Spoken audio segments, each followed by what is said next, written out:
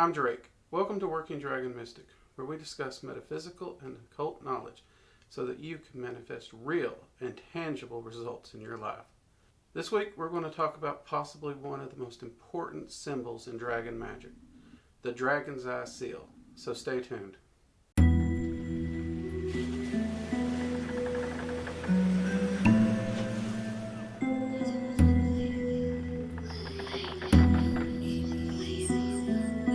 Okay, so this week we are going to be talking about something that I've promised was coming, and here it is. The dragons are finally going to let me talk about it, and I've been waiting for this opportunity for a long time. The dragon's eye seal. And what is the dragon's eye seal? Well, simply put, the dragon's eye seal is a seal built around the dragon's eye triangle.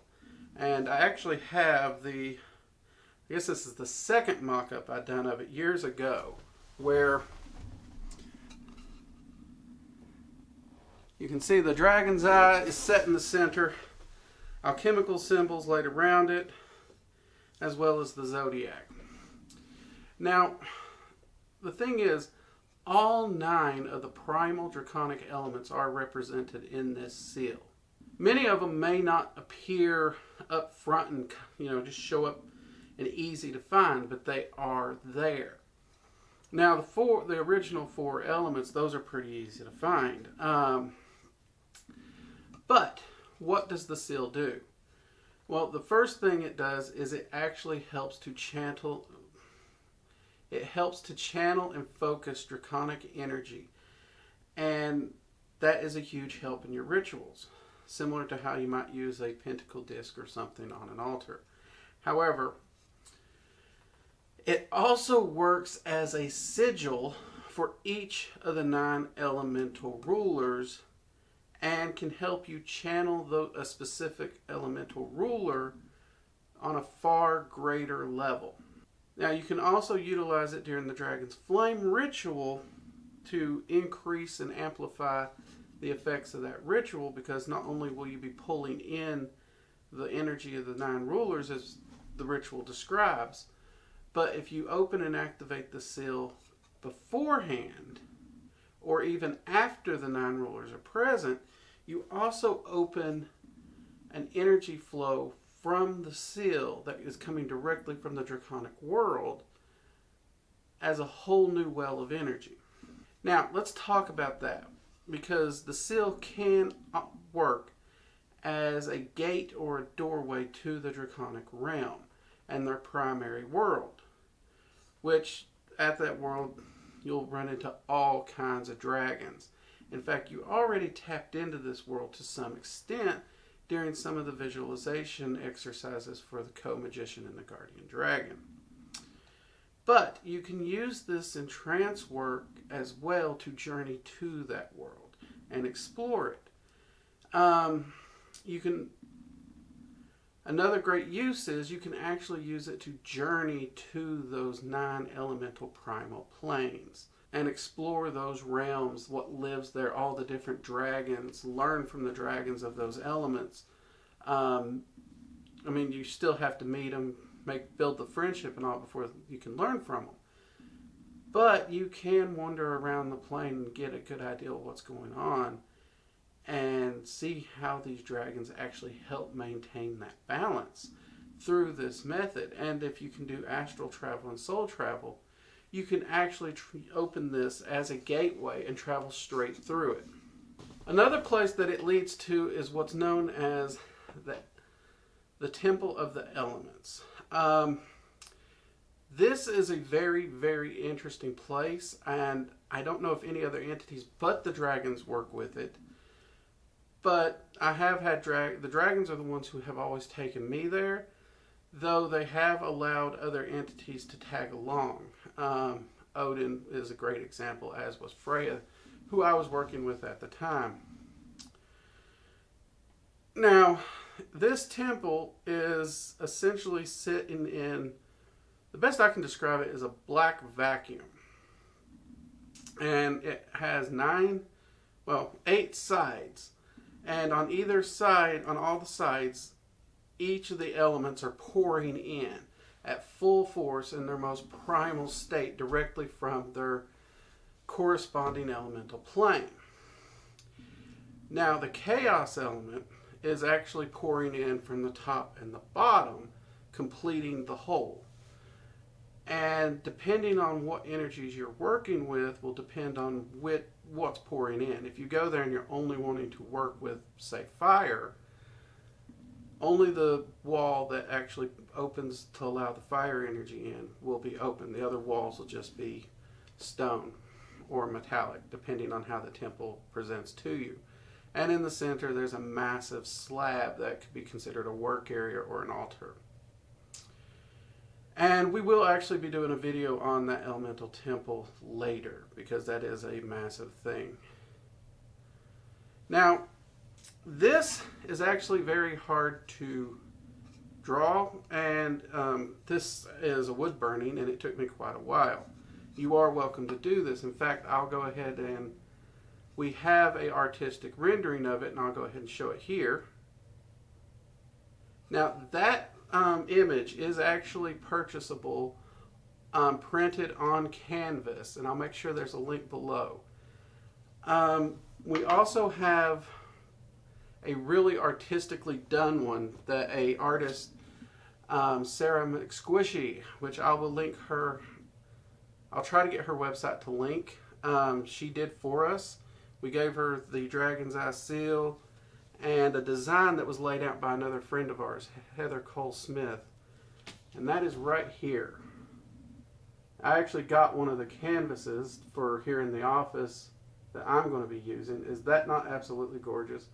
They actually laid the Dragon's Eye seal in a dragon's eye. This is actually available too.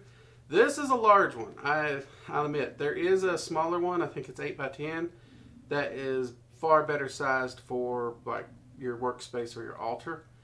But I was actually going to have this on a wall, so I got the larger one. And I think my altar is big enough I can set it up easy enough there too if I wanted to. Though this stays on my altar at all times, so I already have one for my altar space, so having one for more standing rituals on the wall is what I was looking for, and a decoration. I'm actually considering having it back here in the office, because I really don't have a lot of my Dragon Magic working stuff in the office. But we also, both images are actually on coffee mugs now. So those are available at the store as well. Feel free to pick one up. It helps support the channel and helps us upgrade the equipment, keep the lights on, all that good stuff. Now, as I said earlier, the Dragon's Eye seal can act as a stand-in sigil. Now, for a Dragon Magic practitioner, this is important because that stand-in sigil is a great way, if you're wanting to get into evocation work, to start evoking the 9 elemental rulers. And one of the things in my Dragon Magic class that I have my students do when they start working to evoke dragons is to use the seal for this point, pick one of the rulers, work with them, get to know them really well, and get a sigil from them. And this will be a sigil that is customized sigil specifically for that practitioner to that dragon. So when you use that sigil, the dragon knows who is reaching out and contacting them through that sigil. It's kind of a direct line between you and that dragon. And that's a very powerful thing to have, and that's a great sign that you're on the road to really building a strong relationship. And yes, that means you would have to do this with each of the 9 elemental rulers. But this is a massive part of the Dragon Magic practitioner studies, because this leads into other aspects of Dragon Magic that really allow you to take your practice as far as you want to go. Now, some of the things that I do like to do with the seal, generally the seal is presented with the earth element up. However, if you are specifically focusing your ritual on a specific element, you can orientate it in front of you so that the element you're working with is pointed in the direction you're wanting. So an example of, if this is, if that is the original orientation and I was wanting to work with the ruler of the Dragons of Air specifically, I could just have it turned and oriented like that. Now, this is just a quick overview of the Dragon's Eye seal and introducing it. Like I said, this is something that it really changed the way I practice dragon magic. This is something I received 4 years ago, maybe more, and the dragons have been having me keep a lid on it this whole time. And I'm not 100% sure why, but they've decided now is the time to go public, to release it. And honestly, I've been waiting for this day for a long time, so I'm glad to be able to do it. I'm glad to be able to present this video. And I'm also glad to be able to make it available to people in a high quality format, let's say, because honestly, I'm not an artistic person, and I know a lot of people who are, and they even have trouble with circles and everything, so I'm not this took me a long time. And I had an image that I was able to sketch out from ritual work. I wouldn't even have an idea how I'd go about it if I was to try and do it from just the image that I'm presenting here in the video. But if you're artistic, maybe you can. For the rest of us, it is available. Now, with the business of the Dragon's Eye seal more or less out of the way. By the way, if you have any questions on it, leave them below. I've just touched on some of the basic uses for it because honestly, when you're just starting out in dragon magic, the more advanced uses aren't really going to be open to you just yet, but those will be included in the classes. And we may even do a video here on the channel about them as we get more information on dragon magic out, and those uses will actually become relevant to the content we're producing. So, but if you have any questions about the Dragon's Eye seal or anything, let me know. And like I said, I will put a link to the shop where you can buy the high quality prints of them. Now, I issued a challenge before February started. We had not hit 400 subscribers. And I said, since February was my birthday month, which my birthday was February the 18th, it just passed. And I got many happy birthday wishes from viewers. Thank you very much. But with that said, I wanted to see if the viewers could share the videos around and push this channel to 500 by the end of February. We are not at the end of February. In fact, at the time of recording this, we're just past my birthday. And this is actually a long February. And at the time of recording this, we are at 577 according to my analytics report. I am blown away. I really am. Apparently what this channel's been waiting for is dragon magic to be talked about, because it seems that's what happened when this channel started taking off, really. And I honestly think we will hit 600 by the end of February. Now, the challenge stated if we hit 500, I would go into my personal grimoire of dragons. I would locate one, and I would do a video sharing it, its sigil, what it does, its area of specialization, and all that. So yes, that video is coming. In fact, that video is coming probably before the end of February. It may even be out next week. So yes, the video is coming. We've already got the dragon picked. We are ready to film it.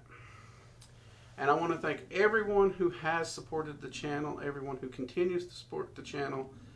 I've been getting a lot of awesome comments, so thank you very much. Also, huge announcement, March 27 will be Working Dragon Mystics 1 year anniversary. Last year, on March 27th, we released our first video. Now, March 27th is a Friday. That's when we do our live streams. So, on March 27th for our Friday live stream, I will have a big announcement of something very special we're going to be doing for our 1-year anniversary. So everyone, come on over to the live stream on the 27th. Help us celebrate the 1-year anniversary. Be there for the announcement. And yes, if you can't make it, the announcement will still be in the replay and it still will be in effect. So if you can't make it, I understand. But please do come out on the 27th and help us celebrate the 1-year anniversary of this channel and everything that's been happening here, how we've grown. I mean, if you go back and watch the first video, I was terrified of the camera. You could tell. I mean, I think I was sweating. It was bad. It was horrid. And a lot's changed since then. It really has. I mean, I don't even remember if we had the red backdrop in the very first video or not. It might have just been a white wall behind me, but part of me wants to say we just had that red backdrop on a wall because honestly, we just moved into the new house. I didn't even have the office set up yet, so it was just me, a table, and a camera. And actually, I was using my phone at the time. So we've come a long way, and everything that we've been able to do is honestly thanks to the viewers. Honestly, your encouragement, your comments, it's all really pushed this forward and helped drive me. So thank you.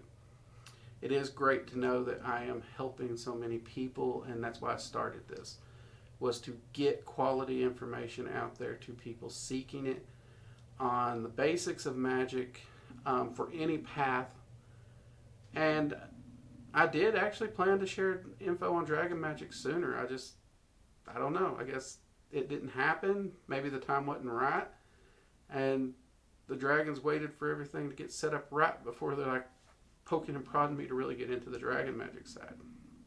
Either way, I'm very happy, ecstatic with the way things are going. So, anyways, I'll stop rambling. Remember, we still do have every Sunday, 8 p.m. Eastern Standard Time, the Magical Coffee Hour with me and the Linda from Caffeine and Chaos. And every Friday at 8 p.m. Eastern Standard Time, right here on the channel, we have a live stream, Research and Ramblings of a Mage, where I discuss what I've got going on, what I'm working on in my practice, and I answer questions and talk with viewers right there in the stream. I'll be honest, that has been a blast. I really regret we didn't start that sooner. That has been a lot of fun getting to interact directly with you all. So, yes. If you haven't already joined us for one, come on over. It's a lot of fun. Ask your questions. Everybody's always been really nice, very social, respectful conversations. And if you have been there, come on back. I'm noticing a lot of faces show up almost every week. And really, you're becoming good friends. I'm starting to recognize everybody on the spot. So that's an awesome thing. Anyways, I'm Drake, and this has been Working Dragon Mystic. I'll see you next time. Bye-bye.